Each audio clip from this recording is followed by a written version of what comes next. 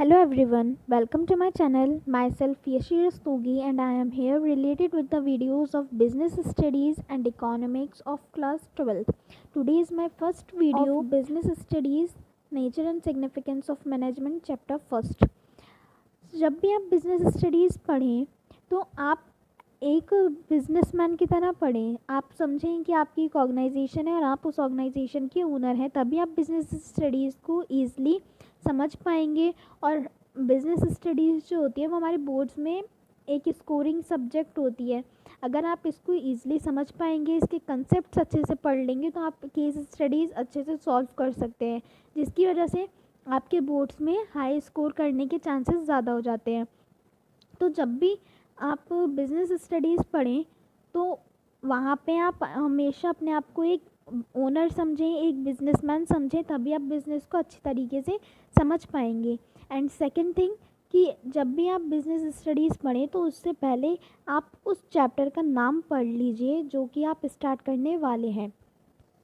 आप लोगों को पता ही होगा कि हमारी बिज़नेस स्टडीज़ दो पार्ट्स में डिवाइडेड है। तो फर्स्ट पार्ट जो है वो पूरा मैनेजमेंट के ऊपर बेस्ड है और हमारा चैप्टर फर्स्ट है nature and significance of management. तो आप लोग ये चैप्टर अच्छे से समझ लीजिएगा ताकि आपको आगे आने वाले चैप्टर्स में कोई प्रॉब्लम नहीं फेस करनी पड़े। और अगर आप लोगों को मेरे नोट्स चाहिए तो आप मुझे इंस्टाग्राम आईडी पे फॉलो कर सकते हैं। आई होप आपको मेरी इंस्टाग्राम आईडी दिख रही होगी। So now let's start the chapter. So हमारे चैप्टर का नाम है nature and significance of management. तो सबसे पहले मैनेजमेंट क्या होता है ये जानना बहुत ज़रूरी है। अगर हम बुकिश लैंग्वेज की बात करें तो मैंने एक डेफिनेशन लिखी है और ये सबसे इजी डेफिनेशन है जो कि आपको लर्न करने में भी हेल्पफुल रहेगी। तो आप ये भी लिख सकते हैं या फिर आपके टीचर्स ने, या फिर आप इसे खुद भी बना सकते हैं। मैनेजमेंट क्या होता है? Management is the process of getting the things done with the aim of achieving the goals effectively and efficiently। अब ये तो बुकिश लैंग्वेज हो गई कि मैनेजमेंट जो है वो एक प्रोसेस है जो कि थिंग्स डन कराता है और ताकि हम अपने गोल्स को अचीव कर सकें इफेक्टिवली एंड एफिशिएंटली। ठीक है, लेकिन इसका मतलब क्या होता है? तो मैनेजमेंट जो है वो हर जगह है, आपके डेली रूटीन में भी है। अगर आप जब सुबह को सो के उठते हैं तो जो भी चीज़ें आप सोचते हैं, अपना दिन बिताते हैं, वो सब मैनेजमेंट के अंदर आता है। कैसे? क्योंकि मैनेजमेंट जो है वो एक प्रोसेस है जो कि इसके 5 फंक्शंस होते हैं जो कि हम अपनी डेली लाइफ में रोज़ करते हैं। और हम सबकी लाइफ में मैनेजमेंट इम्पॉर्टेंट होता है, चाहे वो कोई ऑर्गेनाइजेशन हो, इंडिविजुअल हो, सोशल हो या प्रॉफिट हो, नॉन प्रॉफिट हो, सारी ऑर्गेनाइजेशंस में ये इम्पॉर्टेंट है और आपकी डेली लाइफ में भी इम्पॉर्टेंट है। मैनेजमेंट क्या होता है कि आप किस तरह अपने आप को मैनेज कर रहे हैं, उसी तरह एक ऑर्गेनाइजेशन में आप किस तरह अपनी ऑर्गेनाइजेशन को मैनेज कर रहे हैं, आप किस तरह अपने एम्प्लॉयज़ को मैनेज कर रहे हैं, वो मैनेजमेंट होता है। ठीक है, तो इस चैप्टर में अभी इस पार्ट में हम मैनेजमेंट का मीनिंग समझेंगे और कैरेक्टरिस्टिक्स और नेचर फीचर जो भी मैनेजमेंट के हैं वो समझेंगे। सबसे पहला ये हमारा मतलब क्या हुआ इसका? नेचर मतलब बिहेवियर एंड सिग्निफिकेंस मतलब इम्पोर्टेंस, कि मैनेजमेंट का कैसा बिहेवियर होता है, मैनेजमेंट की क्या क्या इम्पोर्टेंस हैं हमारी ऑर्गेनाइजेशन में, हमारी लाइफ में, वो सब हम इसमें चैप्टर में पढ़ेंगे। तो हम सबसे पहला मीनिंग क्या है? Management is the process of getting the things done with the aim of achieving.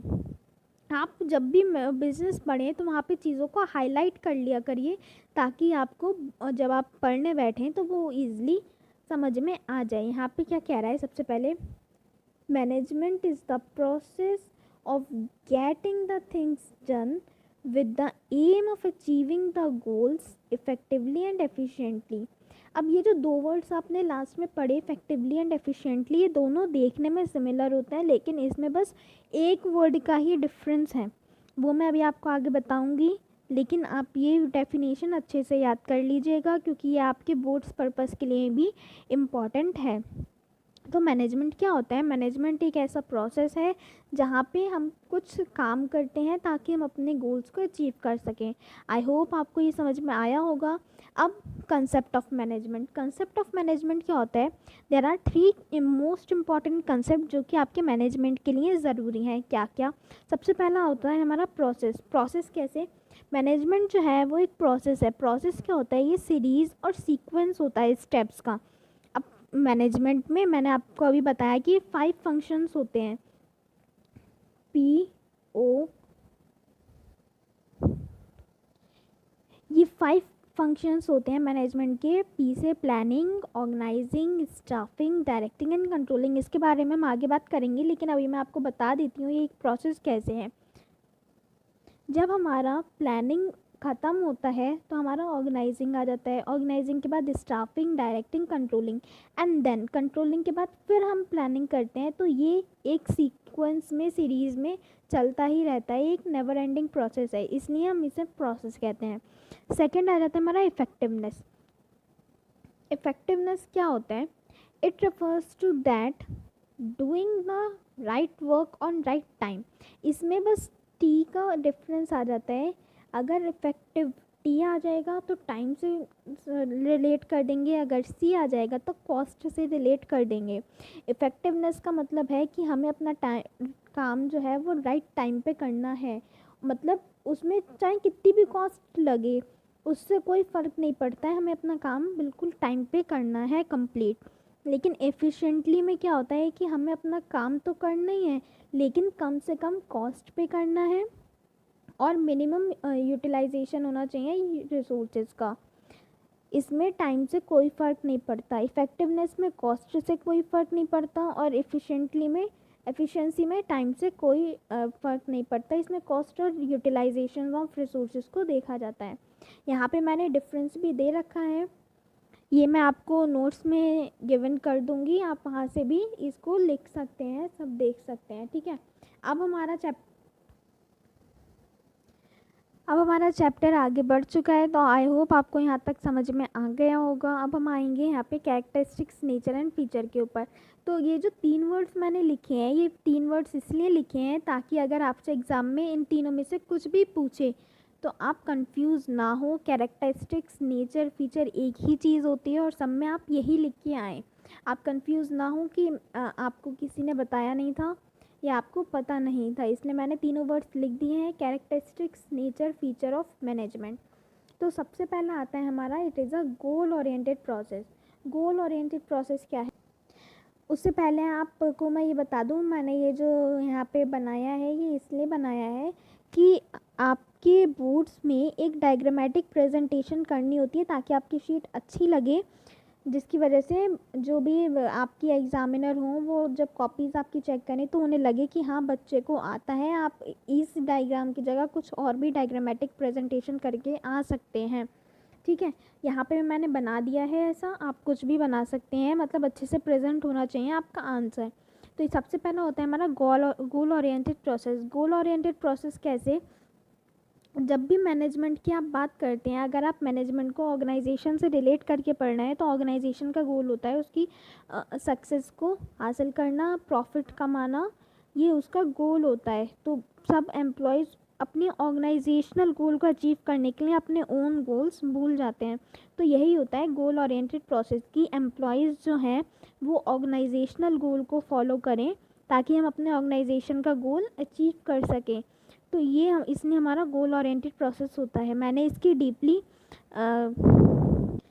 इसको डीपली एक्सप्लेन करा है, मैं उसके नोट्स भी इंस्टाग्राम पे डाल दूँगी, आप प्लीज़ मुझे फॉलो कर लीजिएगा, वहाँ से आप लोगों को नोट्स मिल जाएंगे। फिर सेकंड आता है हमारा परवेसिव। परवेसिव मतलब क्या होता है, एवरीवेयर। अगर हम सिंपल लैंग्वेज में बात करें, परवेसिव मतलब एवरीवेयर, मतलब यूनिवर्सल एप्लीकेशन। मैनेजमेंट जो है वो हर जगह है, चाहे वो प्रॉफिट ऑर्गेनाइजेशन हो, नॉन प्रॉफिट हो, एनजीओज़ हो, कुछ भी हो, चाहे आपकी पर्सनल लाइफ हो, मैनेजमेंट हर जगह एप्लीकेबल है, इसलिए मैनेजमेंट जो होता है वो परवेसिव होता है।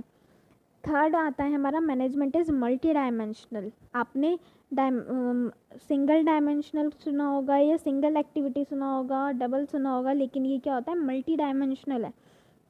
मल्टी डायमेंशनल कैसे, ये 3 एक्टिविटीज़ को अपने अंदर ही मतलब 3 एक्टिविटीज़ को फॉलो करता है। जो ये 3 एक्टिविटीज़ हैं वो इसके अंदर आती हैं। कैसे, सबसे पहले होती है हमारी मैनेजमेंट ऑफ वर्क, फिर मैनेजमेंट ऑफ पीपल और फिर मैनेजमेंट ऑफ ऑपरेशन। अब मैनेजमेंट ऑफ वर्क क्या होता है, मैनेजमेंट ऑफ वर्क जो होता है वो हमारा planning, organising and management of work जो है वो प्लानिंग, ऑर्गेनाइजिंग एंड कंट्रोलिंग को रिकॉर्ड करता है। यहाँ पे MGMT का मतलब मैनेजमेंट है।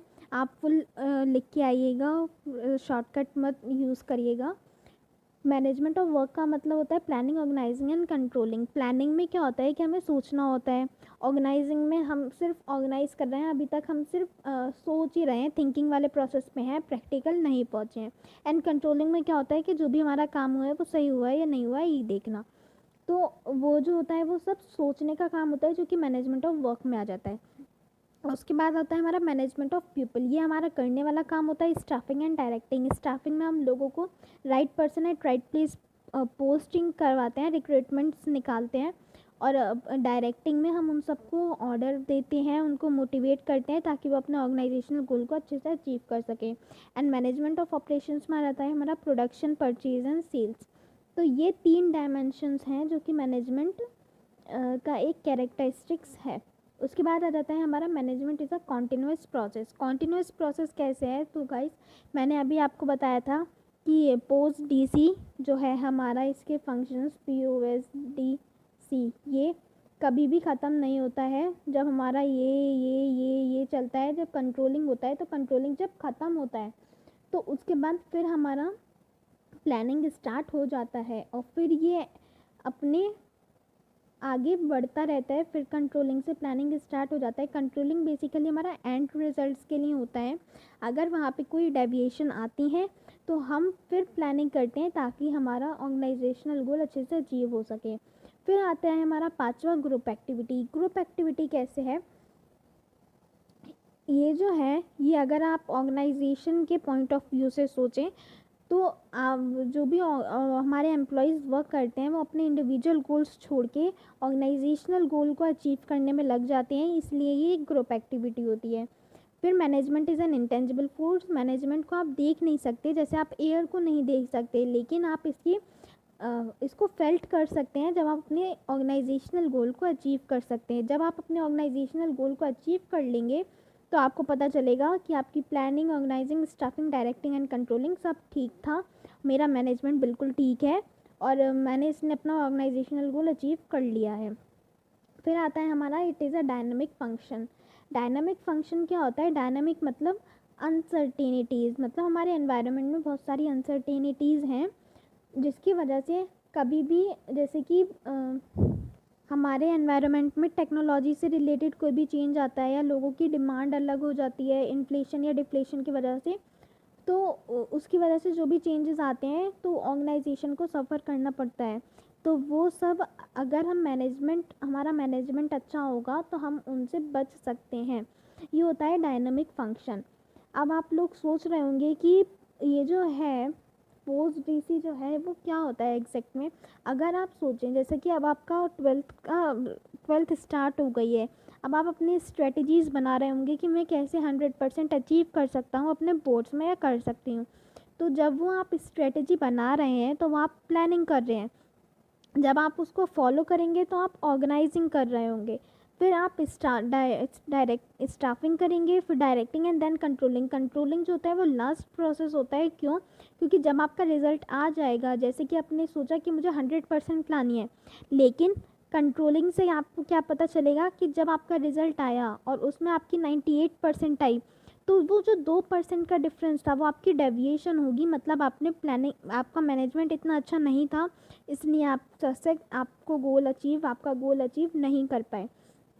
ये होता है मैनेजमेंट कि आप मैनेज कैसे कर रहे हैं। आई होप आपको पार्ट फर्स्ट अच्छे से समझ में आ गया होगा एंड पार्ट सेकंड में मैं जल्दी लेके आऊँगी और उसमें ऑब्जेक्टिव्स और लेवल्स हम पढ़ेंगे मैनेजमेंट के और इम्पोर्टेंस भी कवर करेंगे। तो प्लीज़ आप मेरे चैनल को सब्सक्राइब कर लीजिए and please press the bell icon ताकि आपको मेरी आने वाली वीडियोस की नोटिफिकेशंस ईजिली अवेलेबल हो सके। Thank you.